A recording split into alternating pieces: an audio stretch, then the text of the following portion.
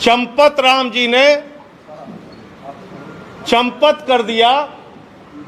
उनका नाम चंपत राय नहीं, नटवर लाल होना चाहिए। करोड़ों रुपए राम जन्मभूमि ट्रस्ट के नाम पर घोटाला और भ्रष्टाचार करने का काम किया। मर्यादा पुरुषोत्तम भगवान श्री राम, जिनके प्रति करोड़ों लोगों की आस्था है, जिनके प्रति इस देश के करोड़ों हिंदुओं की आस्था है, जिनके नाम पर एक गरीब किसान से लेके कर्मचारी हो या फैक्ट्री में काम करने वाला मजदूर हो, सब ने प्रभु श्री राम का मंदिर बनाने के लिए चंदा दिया। लेकिन उन्हें पता नहीं था कि जो ट्रस्ट जिसके नाम पर वो चंदा दे रहे हैं, जिस ट्रस्ट में वो चंदा दिया जा रहा है, उसमें भी घोटाला और भ्रष्टाचार कर लिया जाएगा। और ये घोटाला कैसे हुआ मैं आपको बताना चाहता हूं, एक एक करके बताना चाहता हूं। ये अयोध्या में एक जमीन है जो गाटा संख्या 243, 244, 246, ये गाटा संख्या की जमीन, जिसकी मालियत 5 करोड़ 80 लाख रुपए है, जिसको 2 करोड़ रुपए में कुसुम पाठक और हरीश पाठक जी से 2 लोगों ने खरीदा, जिनका नाम था सुल्तान अंसारी और रवि मोहन तिवारी। रवि मोहन तिवारी और सुल्तान अंसारी ने हरीश पाठक और कुसुम पाठक से 2 करोड़ की जमीन खरीदी।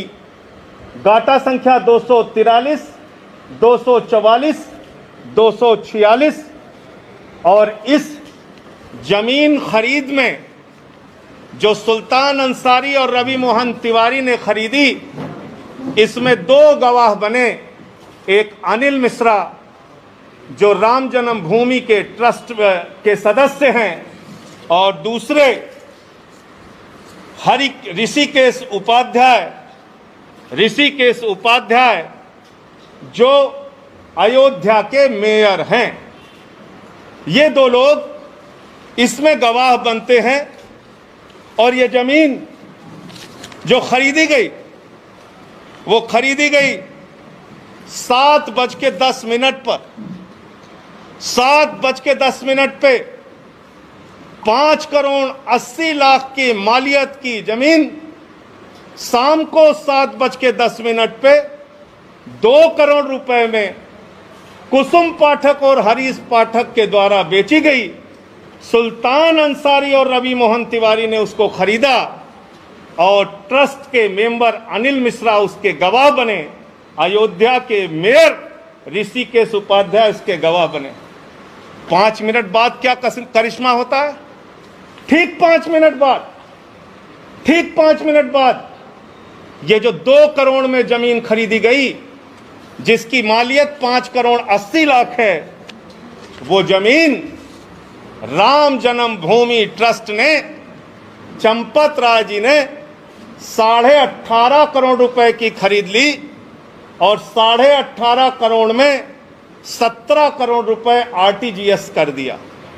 रवि मोहन तिवारी और सुल्तान अंसारी से खरीदा, 18.5 करोड़ में खरीदा 2 करोड़ की जमीन। लगभग 5.5 लाख रुपए प्रति सेकंड जमीन का दाम बढ़ गया। हिंदुस्तान क्या दुनिया में कहीं कोई इतनी जमीन 1 सेकंड में महंगी नहीं हुई होगी। लेकिन राम जन्मभूमि प्रभु श्री राम के नाम पर बने ट्रस्ट में 1 सेकंड में 5.5 लाख रुपए महंगी करके जमीन खरीदी गई 18.5 करोड़ रुपए में। 18.5 करोड़ रुपए में, और 17 करोड़ रुपए आरटीजीएस कर दिया गया। और इसमें भी मजेदार बात है। मजेदार बात यह है कि जो अनिल मिश्रा जी बैनामा कराने में गवाह थे, जो अनिल मिश्रा जी, ध्यान से सुनिएगा, ट्रस्ट के मेंबर जो अनिल मिश्रा जी बैनामा कराने में गवाह थे, वही अनिल मिश्रा जी इस जमीन को ट्रस्ट के नाम पर खरीदने में भी गवाह बन गए। जो मेयर महोदय ऋषिकेश उपाध्याय जी जमीन बैनामा में गवाह थे, वही ट्रस्ट के नाम पे खरीदने में गवाह बन गए। तो मैं समझता हूं आज उन करोड़ों भक्तों को गहरी ठेस लगी होगी। आज प्रभु श्री राम के नाम पर,